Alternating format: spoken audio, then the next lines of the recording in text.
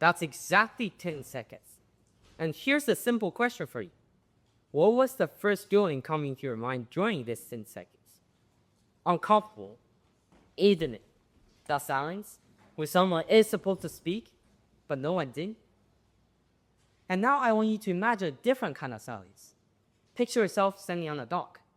The air is still, the water is dark, but right in front of you, there's someone drowning in the water. You can hear the splashing, the panic, the desperate gasp for air. And right next to you, there's someone holding a life jacket. But he don't throw it. He don't yell for help.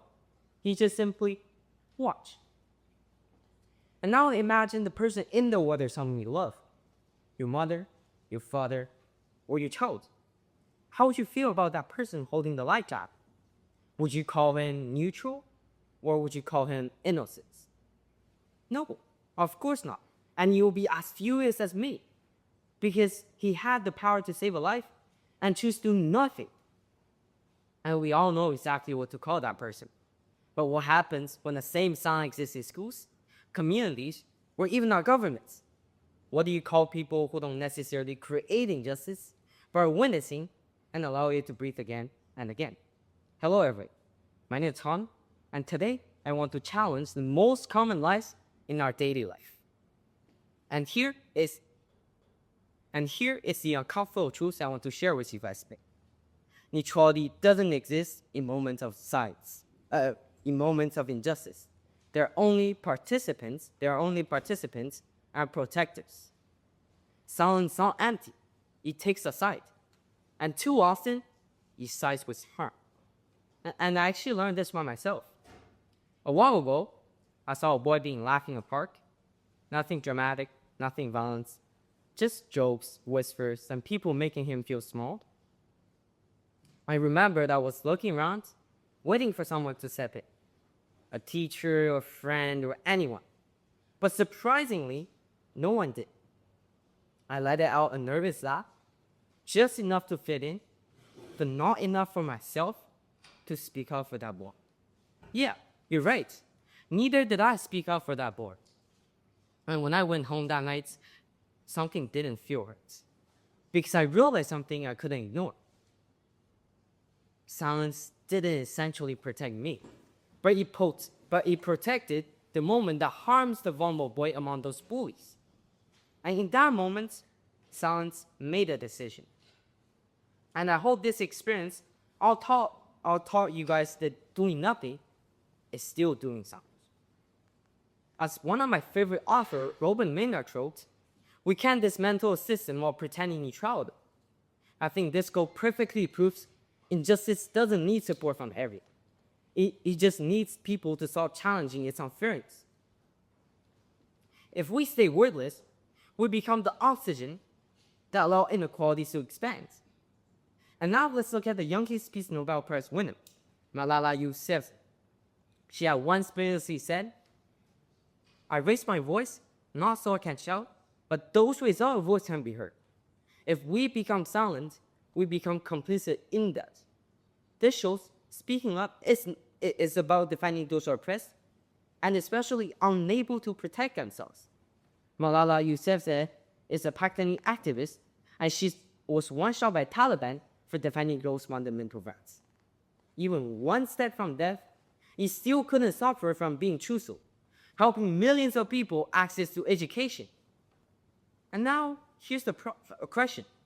What is stopping you and all of us being veritas?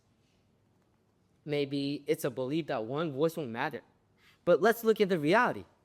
A report from UNESCO found that 1 in 3 students worldwide has experienced bullying, and over 50% of them claim other witness was that helping. Here's going to be the most powerful statistic you'll hear today.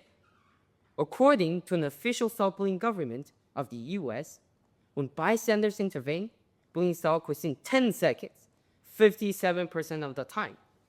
10 seconds. That's all we take for a single brave voice to shatter an unjust reality. And now, not just the reality, but history has also proved this over and over. Women secure their fundamental rights and access to vote because people bravely challenge unfairness, and refuse to stay silent anymore. And we can see the catastrophic consequences of indifference during the civil rights movement, when 18 million Black Americans were forced to live under fear and injustice. Imagine being a child, terrified, helpless, looking around for only one person to help, but finding only closed doors and turned backs. Silence does not comfort the victims. It abandons them. This is why, if we see any type of injustice, we must act immediately and report to the teacher or the police. Once again, one brave voice makes a huge difference. And I know exactly what some of you are thinking. Like staying silent ensures my safety and it keeps me out of a conflict. I know it's normal to think like that because it's human instinct. And I know speaking out is risky, awkward, and exposing. But I'm here to tell you that staying silent is not safe. Injustice doesn't stay safe. It expands, intensifies, and eventually will reach you everyone. If you don't speak out for others today, you might be the one looking for a life jacket tomorrow. Ultimately, we should stop praising silence as wisdom. It is the number one supporter that keeps injustice alive and abandons vulnerable people around us, including us. So the next time you find yourself in that quiet, uncomfortable moment, remember this.